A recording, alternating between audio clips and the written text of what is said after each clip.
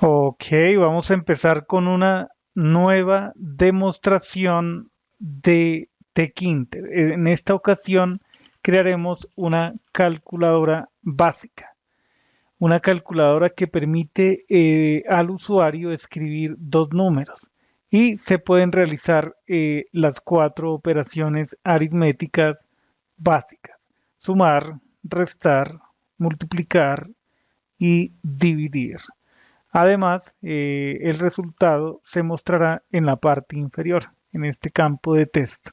Este campo de texto no es editable, ahí únicamente el usuario ve los resultados de las operaciones.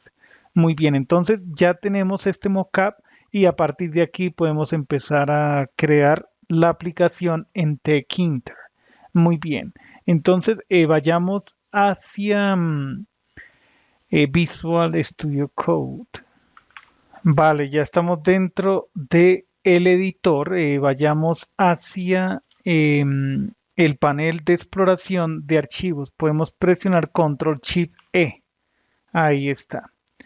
Entonces, sobre la carpeta parte 18 creamos un nuevo archivo, New File, e indicamos demo33 calculadora.py. Listo. Empecemos con la importación del módulo tkinter. Dejamos el alias tk. Tremendo. Vamos a importar además desde el submódulo, desde tkinter importamos el módulo message. Ahí está. Creemos una clase personalizada que se llame calculadora aplicación. Bien. Aquí dentro creamos un inicializador. Ok, indicamos self y recibimos el root, que es la ventana padre sobre la que se van a dibujar todos los componentes. Ok, dejemos aquí root, creamos esa variable de instancia, invoquemos el método inicializar guy. Es un método de instancia que nosotros mismos crearemos y donde inicializaremos la interfaz. En donde inicializaremos la interfaz. Escribamos aquí self, es mandatorio, obligatorio que que cada método de instancia tenga el parámetro self. Ok, entonces ahora vamos a empezar a diseñar esa interfaz. Empecemos con el primer label, en donde le vamos a solicitar al usuario que digite el primer número. Indiquemos aquí LBL, primer número. Así llamemos a ese label. Escribimos acá tk.label, el componente padre, root, cell.root. Bien, el texto. Root es el análogo de master, para que no nos vayamos a confundir con lo que ya hemos visto en videos anteriores. Primer número. Ese será el label de ese label, el texto de ese label. Bien, listo. Podemos establecer una posición arbitraria para ese componente. Observemos esta otra forma de ubicar de forma, esta forma de establecer la localización absoluta de un componente gráfico. Indicamos aquí place y especificamos las coordenadas. Por ejemplo, se me ocurre que en X tenga, por ejemplo, 20 y en Y 30. Listo. Enfrente de ese label estableceremos el campo de texto, en donde el usuario puede escribir el número. Entonces, escribamos aquí cell.txt, primer número, ok, tk. eh, entry, entry, listo. Entonces aquí vamos a indicar que el componente padre es root, el texto, el label para ese botón. Escribamos aquí, bueno, el texto va a quedar vacío. El comando, El comando lo podemos establecer aquí mismo, command, y referenciamos la función corrijo. Aquí este es el campo de texto, lo dejamos vacío, así queda bien.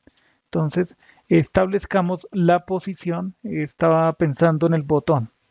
En el botón sí establecemos el comando. Place. Dejemos, por ejemplo, X, por ejemplo, 60, Y, 30. Dejemos por ahora esos dos elementos. Ahora definamos el método, la función que nos va a permitir crear una aplicación TK.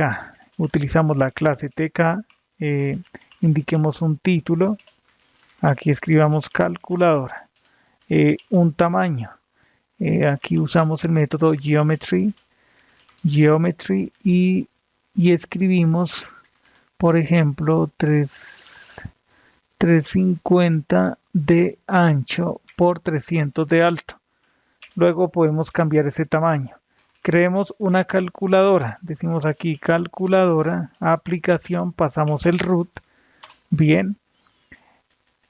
Y a continuación, desde calculadora invocamos, no, desde root invocamos el método main loop, ya que es la ventana principal de la aplicación.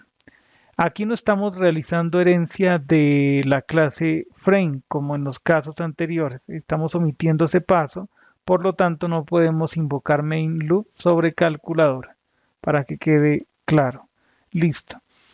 Si este es el archivo que se está pasando como comando como argumento al comando Python, llamamos a la función main. ¿Listo? Podemos ejecutar y ahí ya aparece el campo de texto. Hay que correr aparece el label, el campo de texto. Este último elemento está, digamos, opacando, eclipsando el texto de primer número del label. Entonces, ¿qué podemos hacer? Desplazar esto, por ejemplo, a 100, se me ocurre. Volvemos a ejecutar, ya casi queda organizada. Entonces, indiquemos acá, por ejemplo, 200. Listo, volvemos a ejecutar y ahí ya tiene una mejor apariencia. Ok, entonces debajo de esto vamos a ubicar, cuando coloquemos el otro componente, el label y el campo de texto, ubicaremos los botones en el ancho disponible. Creo que sí nos alcanza. Listo, continuaremos en el siguiente video. Muy bien, entonces ahí vamos avanzando. Hasta pronto.